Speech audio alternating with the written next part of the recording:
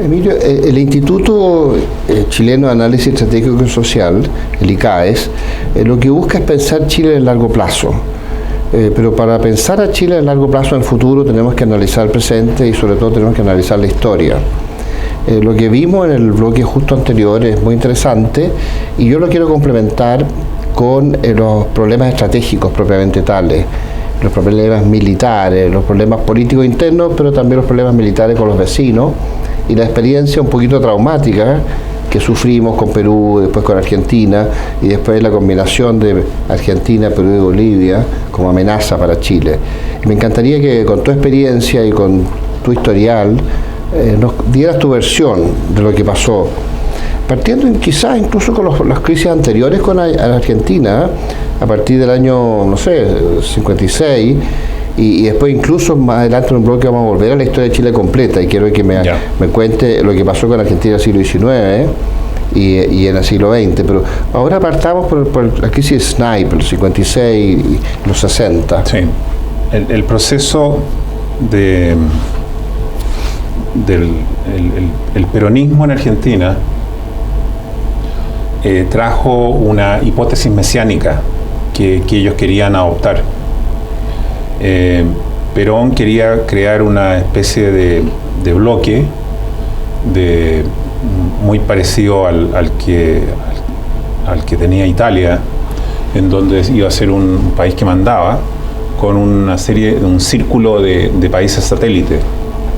Y esos países satélites obviamente iban a ser Uruguay, Paraguay y Chile. Bolivia también, ¿no? Y también Bolivia. Y la disputa con Brasil era justamente por Bolivia. Y ahí incluía una alianza argentina con Perú, ¿no? No era tan clara, porque el gobierno militar peruano que emergió el año 47, si no me equivoco, no había una cierta, como siempre lo hubo históricamente, una cierta cercanía, pero no fue tan clara esa amistad. Ahora, ellos juraron que podían incorporar a Chile convenciendo al general Ibáñez cuando fue electo, el 52. Pero después de más o menos un año de luna de miel, ya cuando Perón vino a Chile, ya la situación cambió. Chile se dio cuenta de que el objetivo argentino era absorber a Chile y ojalá convertirlo en una especie de Uruguay. Y ya lo había dicho Perón en otras oportunidades a la diplomacia chilena, de que ellos iban a salir del Pacífico como fuera necesario. El plan de ellos era objetivamente que el territorio al sur de Puerto Montt tenía que ser argentino, porque el destino manifiesto argentino era ser bioceánico. Y el año 54 se produce el primer incidente en el canal Beagle, y a contar del año 54 esos incidentes se van produciendo en forma periódica, rematando en el año 58 en el incidente del islote Snipe, que encontró a Chile absolutamente impreparado. El mal manejo económico del gobierno de Ibáñez, la falta de visión, a mi juicio, que tenía Ibáñez respecto del rol que podía cumplir el poder naval chileno para equilibrarse con Argentina, le significó finalmente a Chile darse cuenta de que estaban totalmente desnudos frente a una Argentina que, si bien había dejado de ser peronista. ¿Coincidió con la dada de baja en La Torre o no? Sí, coincidió con la dada de baja en La Torre. Porque en La Torre iba a ser reemplazado por un portaaviones, y finalmente no había ninguna, yo diría, voluntad política para comprar un portaaviones, y que era lo que hizo Brasil y Argentina. Sus acorazados los cambió por portaaviones, y en vez de eso se optó por dos cruceros. No, los cruceros llegaron antes, llegaron al programa 51, ¿no? Del 51, no. Estoy hablando de mediados del 50. Se optó por dos destructores antiaéreos, es decir, el concepto... El Williams y el Rivero, ¿ya? Exactamente, porque los cruceros llegaron junto con los cruceros que llegaron a Argentina y a Brasil. Eso era parte de un esquema norteamericano de tener más o menos los tres países en forma equivalente. Pero lo que buscaba las marinas de cada uno de los países era reemplazar los acorazados que tenían todos por la nueva arma central del poder naval, que eran los portaaviones. Finalmente Chile no siguió ese camino y la plata de los cruceros, de la ley de los cruceros, fue a dar a los dos destructores tipo Almirante. Cuando ocurrió ese hecho, en un último acto el gobierno de Ibáñez decidió presentar al Congreso la ley del cobre. Transformó la ley de los cruceros en la ley del cobre. Que venía el año 38, ¿no? La ley de los cruceros venía del año 38 con un impuesto a los... Ley que nunca se cumplió porque los gobiernos sucesivamente se gastaban la plata. No la hacían malversación de fondos, de facto. Y por la inflación sí, también, parte de esa ¿no? plata se usó en la compra de los cruceros vendidos por Estados Unidos, pero fueron prácticamente regalados, no costaron casi nada. Argentina tuvo que sí pagar por ello, pero Brasil y Chile no.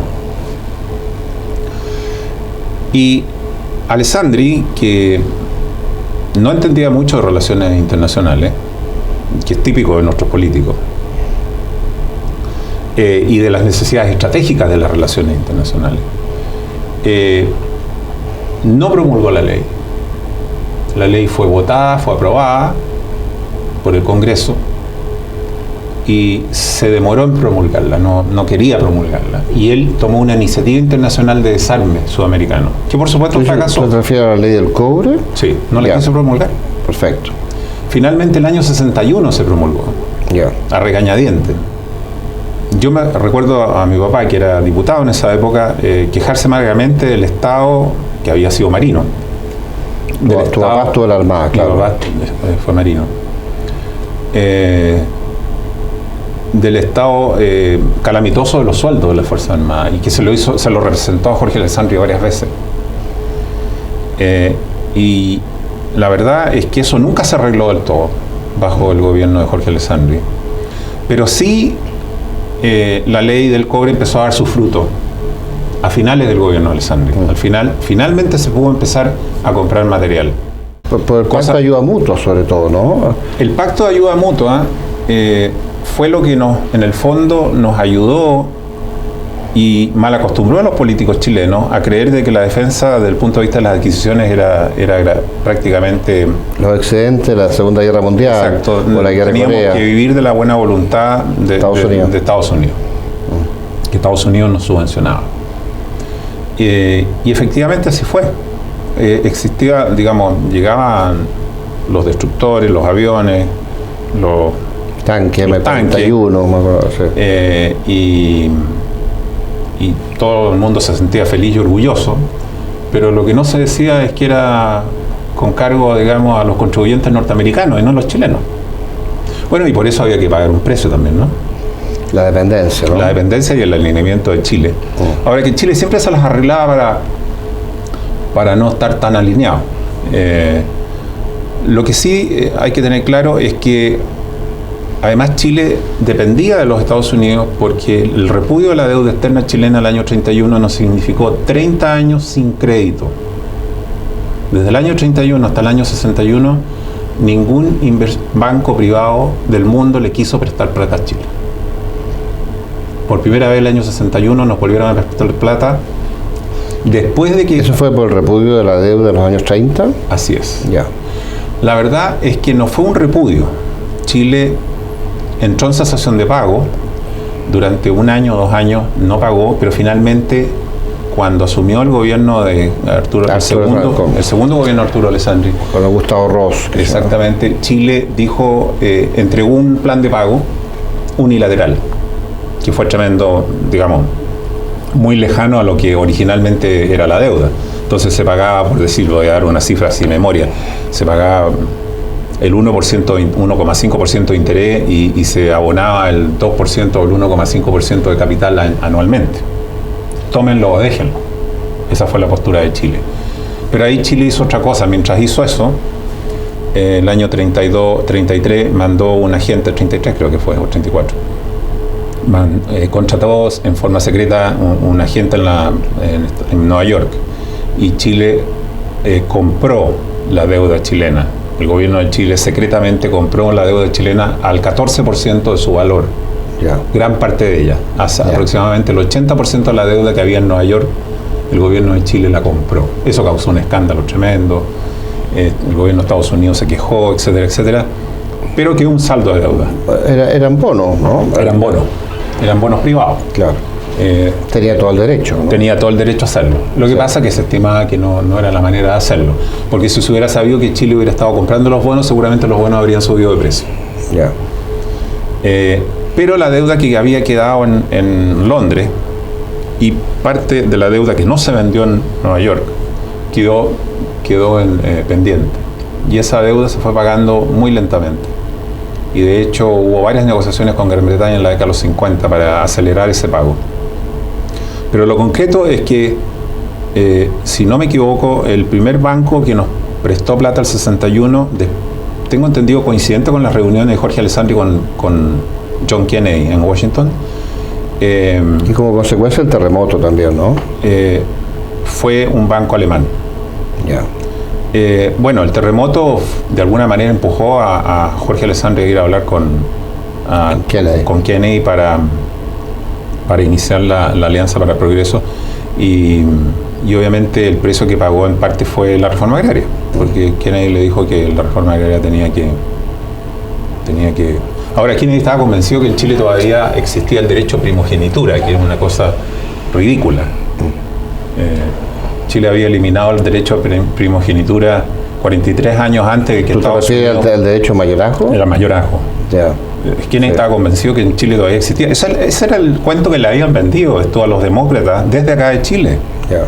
Los interesados en hacer la reforma agraria. Sí, ese es un buen punto. ¿Por qué estaba John Kennedy interesado en la reforma agraria? Porque se veía una persona bastante razonable en todo lo demás, ¿no? Sí.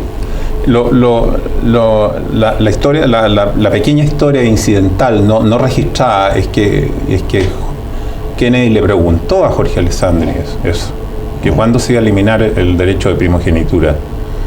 Y Jorge Alessandri le dijo: el presidente de Estados Unidos debería saber que el derecho de primogenitura se eliminó en Chile 43 años antes que la esclavitud en Estados Unidos. Ahora, eso no está registrado. No, pero la Constitución del 33 ya está, ¿no? No está registrada esa conversación. Ya. Fue una conversación incidental. Sí. Pero obviamente eso demuestra el estado de ánimo en que estaba Kennedy y cómo los demócratas veían la situación en forma absolutamente distorsionada. Y se lo habían hecho creer desde acá de Chile. Pues bien... Esa fue una distorsión política que introdujo la democracia cristiana, porque entre paréntesis la democracia cristiana en ese periodo fue muy financiada por Estados Unidos de forma secreta.